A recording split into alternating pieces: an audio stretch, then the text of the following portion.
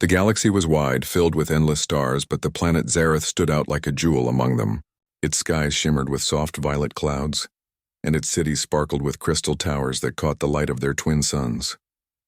It was a place of great beauty and great power, ruled by a royal family whose word was law across many systems. For centuries, Zareth had held itself apart, proud and careful, letting no outsiders influence its ancient traditions. But times were changing. The United Earth delegation had been invited to visit, and for the first time, humans stepped into the royal palace. Among the human visitors was Dr. Marcus Hale, a linguist and cultural expert. Marcus was not a warrior, not a politician, but he had a gift for words and for listening. His hair was touched with gray, his face lined with age and wisdom, but his eyes held warmth and patience. The Earth delegation believed he could bridge the cultural gap between the two species. Where soldiers might fail and diplomats might offend, perhaps one man with kind words could succeed. The palace was a wonder to him. Its great halls were carved from living crystal, glowing softly as though light flowed within the walls themselves. Zareth's guards stood tall, armored in silver, their expressions stern and unreadable. Everything about the place seemed perfect, flawless, and yet distant. It felt more like a museum than a home. And in that cold beauty, Marcus noticed one person who seemed curious rather than untouchable, Princess Lysera. The princess was young by human standards, though among her people she was already expected to carry the weight of duty. Her skin shimmered faintly with a pearlescent glow, and her eyes were large and luminous, reflecting every light like tiny stars. She was graceful, dressed in flowing garments that sparkled as she moved. But beneath all that elegance, Marcus saw something more: loneliness. While the nobles and guards treated the humans with stiff courtesy, Lysera lingered nearby, watching, listening, and finally daring to speak. "You are Marcus Hale," she said one evening as he walked through the palace gardens. Her voice was soft, carrying the musical tone of her people's language. "You speak with patience. The others hurry with words, but you wait." Marcus smiled. "Yes, I am Marcus. And you must be Princess Lysera." "I hope I'm not disturbing your walk." She shook her head. The garden stretched around them like a dream, filled with glowing flowers that opened under the light of the moons. Crystal fountains sang in the distance. "No," she said. "I wanted to speak with you. Tell me, are humans always so gentle? My people say you are dangerous, but I do not see it." Marcus chuckled softly. "Humans can be dangerous, Princess. We can also be kind. It depends on what we choose to be. We are not perfect, but we try." Lysera tilted her head, thinking. She asked many questions that night. What was Earth like? Did children run free beneath the sky? Did fathers truly play with their children, not only teach them duty? Marcus answered each question with care, painting pictures of green fields, of families laughing together, of fathers holding their children not because of command, but because of love. Lysera listened with wide eyes as though she were hearing a secret no one had shared before. As days passed, she sought him out more often. When the delegation visited the crystal libraries, she was there. When they toured the starlit towers, she walked beside Marcus, asking about Earth, about humanity, about simple things like food and stories and music. He spoke of bedtime tales told to children, of fathers teaching their sons to ride bicycles, of mothers singing songs while cooking. To Marcus, these were ordinary things. To Lysera, they were treasures. One evening, as the moons hung low and silver light filled the garden, Lysera's questions grew more serious. She walked slowly beside Marcus, her delicate hands clasped before her, and her eyes were full of thought. "Marcus," she said softly, "on your world, do children belong to their fathers, as they do here?" Marcus looked at her carefully. "No, Princess. On Earth, children belong to themselves. A father or mother guides them, protects them, but does not own them. Love is given, not commanded." Lysera stopped walking. For a moment she stared at the flowers glowing at her feet, then lifted her gaze to him. "Then will you be my Earth father?" The words were so unexpected that Marcus felt his breath catch. He studied her face, but she was not joking. Her eyes shone with hope, not playfulness. She had asked in complete sincerity. He knelt slightly so he could meet her gaze more directly. "Princess, do you understand what you're asking?" he said gently. She nodded. "I know you are not my true father, but I have never seen a father as you describe. Here my path is duty. I will be queen one day and all will bow. But I do not know what it means to be loved without condition. If I had an earth father, perhaps I could learn. Marcus's heart ached at her words. In her voice, he heard the loneliness of a child raised in a palace of glass, surrounded by people who bowed but never embraced, who respected but never comforted. Slowly, he placed a hand over his chest. Lysera, he said softly, if it helps you to learn what love can be, then yes. I will be your earth father in the way I can. I will guide you, answer your questions, and care for you as if you were my own. A small, trembling smile spread across her face, brighter than all the jeweled flowers around them. Thank you, Marcus. But what neither of them knew was that they were not alone. Behind a veil of crystal curtains in the shadow of the palace walls, Queen Althera had been listening. She had come quietly, curious about why her daughter spent so much time with a human. Now she had heard everything, the question, the answer, the bond forming between princess and alien. Her expression was unreadable as she turned away, her robe whispering against the polished floor. The queen's heart was torn between two truths, her daughter's innocent hope, and the danger of letting humans shape the future of Zareth. And so, as the garden glowed under the moons, one promise of fatherhood had been made, and one queen's suspicion had begun. Word count, 1,000 words. The next morning, the palace felt different to Marcus. He walked through the crystal halls with the other human delegates, but he noticed the stairs. The guards' eyes followed him a little too long, and the nobles whispered to each other behind jeweled hands.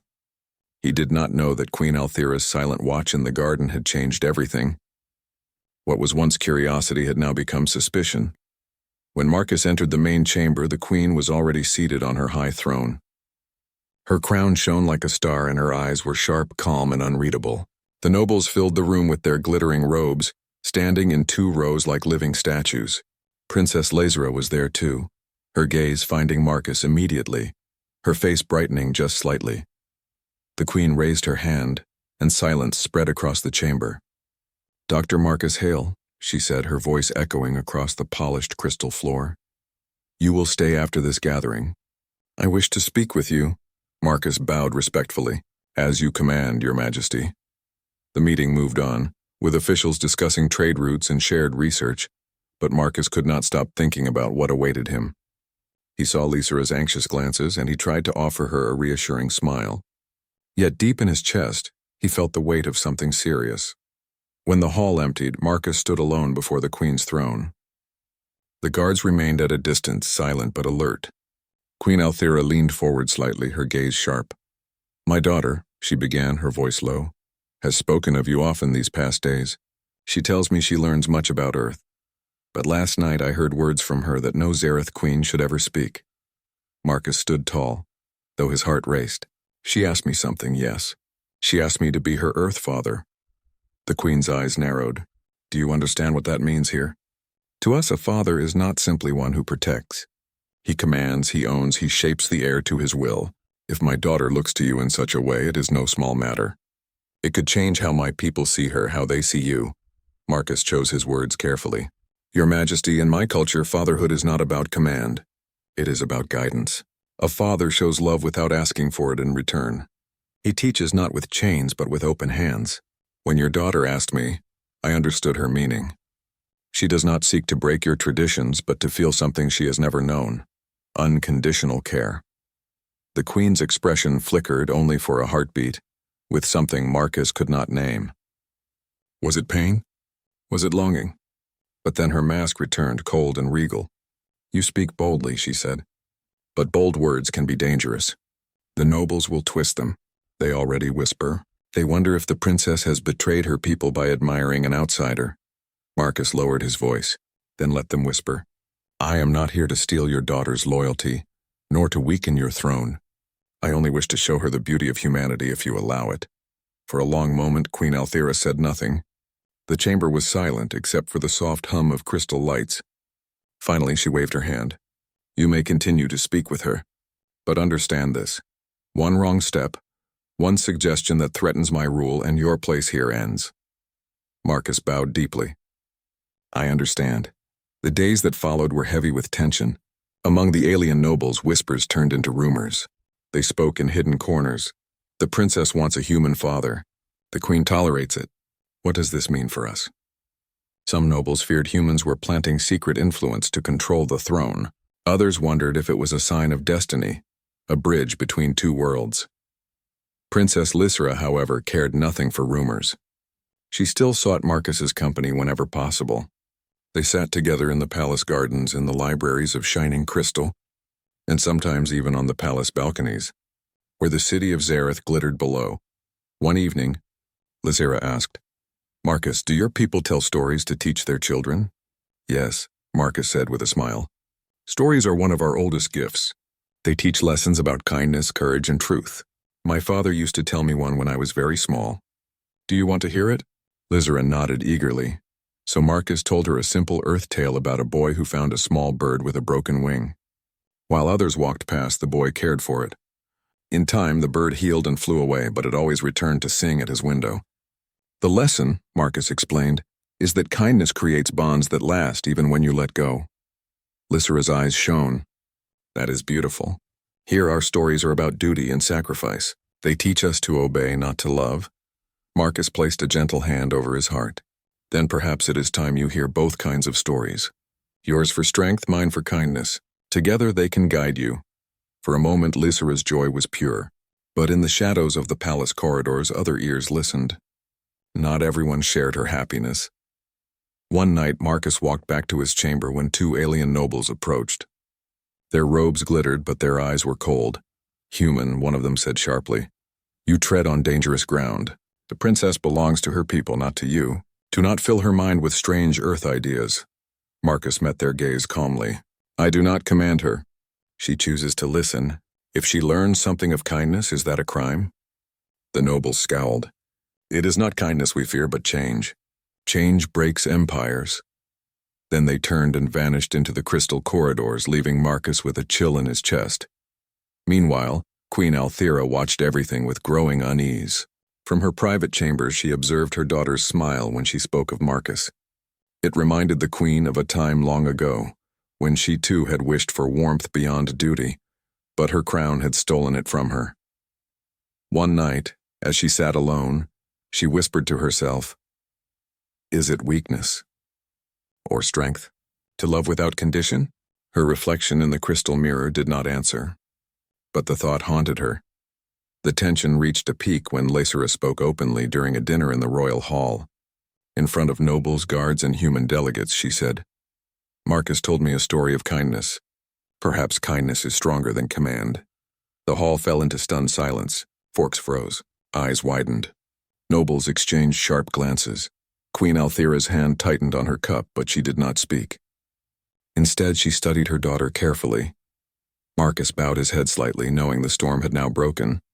The nobles would not stay silent much longer. Whispers were becoming louder, sharper, more dangerous. And soon, Marcus realized, it would not be enough to answer questions in gardens or tell stories by fountains. The truth would have to be spoken in the throne room before all. And when that day came, it would be the queen herself who would decide not just Marcus's fate, but the bond between humanity and Zareth. Word count, 1,000. The whispers in the palace had grown into storms. Every hall carried echoes of rumor. Every banquet table was filled with murmurs. The princess honors the human as a father. The queen allows it. Some nobles spoke in fear, others in anger, and a few in quiet hope. But all agreed on one thing: something had to be done. At last the queen summoned the council. It was a rare event, for the council of nobles gathered only when matters threatened the balance of the empire. The chamber of judgment was opened, a wide hall carved from the heart of living crystal. The walls glowed faintly with inner light, and the ceiling arched so high that it disappeared into shadows. Rows of nobles lined the sides, their robes shimmering like moving jewels. Guards stood still as statues, their silver armor reflecting the glow. Marcus walked into the chamber with the other Earth delegates, his steps echoing. His heart was steady, but he knew the moment ahead would decide not only his place in Zareth, but also the bridge between two species. Across the chamber he saw Princess Lysra. She gave him a small nod, her face pale but her eyes burning with quiet courage. The queen sat upon her throne at the far end. Her crown glittered like a sunburst, and her expression was unreadable. When she raised her hand, silence fell. "The council is gathered," she said. "Voices rise among you. You fear that my daughter, the heir to Zareth, has been swayed by the words of a human. You fear that her loyalty and even her future rule is threatened. Speak then. Let all be heard." At once the nobles began. One stepped forward, tall and proud, his robe stitched with gold. "Your Majesty, this human weakens the throne. He plants strange ideas in the princess's heart. If she admires humans more than her own people, how can she one day rule us?" Another added sharply, "Zareth has stood for centuries on tradition. Our fathers commanded, our mothers ruled, our heirs obeyed. If you allow this human to shape the princess, we risk the fall of all that we built." Others shouted their agreement. The hall filled with noise, accusations, and demands. "Send him away. Break this dangerous bond." But then a softer voice rose above the anger. It was Princess Lysera. She stepped forward, her robe flowing like liquid light. Her chin lifted, though her hands trembled. "I will speak," she said. The nobles quieted, surprised by her boldness. Lysera's voice shook at first, but it grew stronger as she spoke. "Yes, I asked Marcus Hale to be my Earthfather. Not because I reject you, my people, or the traditions of Zareth. I asked because I wish to learn what our palace does not teach. Love without command, guidance without chains." Gasps filled the chamber. Nobles whispered, shocked that she would speak so openly. Lysera went on, her eyes shining. "He told me stories not of duty, but of kindness. He showed me that strength can come from compassion. If that frightens you, then perhaps it is not weakness in me, but fear in you. I will one day rule Zareth, and when I do, I wish to rule not with coldness, but with understanding." Her words hung in the air like a song. For a moment no one moved. Marcus watched, pride welling in his chest. He had seen children stand up to parents before. But this was something far greater. A princess standing before an empire, daring to claim her right to choose a new path. Finally, all eyes turned to the queen. She had remained silent through the storm, her gaze fixed on her daughter. Now she rose slowly, and the chamber fell into silence once more. She looked first at the nobles, her voice calm but strong. "You fear change. You cling to traditions even when they no longer warm the hearts of our children. You think command alone can keep loyalty. But I have seen my daughter's eyes. I have heard her voice when she speaks of the human. And I cannot deny the truth. There is strength in the bond she found." Then her gaze shifted to Marcus. For a moment her expression softened, and she spoke words that carried both authority and emotion. "When I overheard you in the garden, Marcus Hale, I expected deceit or ambition. But I heard only sincerity. You gave her no command, no false promise, only kindness. And that, more than power, is what my daughter needs." The queen lifted her hand, her crown shining in the crystal light. "Therefore I will not cast him out. I will not silence my daughter. Instead, I decree this. Humanity shall be honored as allies not only in trade or defense, but in wisdom. And to mark this bond, Marcus Hale shall hold the ceremonial place of Earthfather to Princess Lysera, not by blood but by choice." The chamber erupted with voices, some shocked, some outraged, some hopeful. Guards looked to one another, uncertain. The nobles argued, their voices rising in confusion. Yet none could overrule the queen's word. Lysera's eyes filled with tears, but her smile was radiant. She bowed her head to her mother. "Thank you, Mother. Thank you for hearing me." Marcus stepped forward, bowing deeply before the throne. His voice was steady, though emotion filled his chest.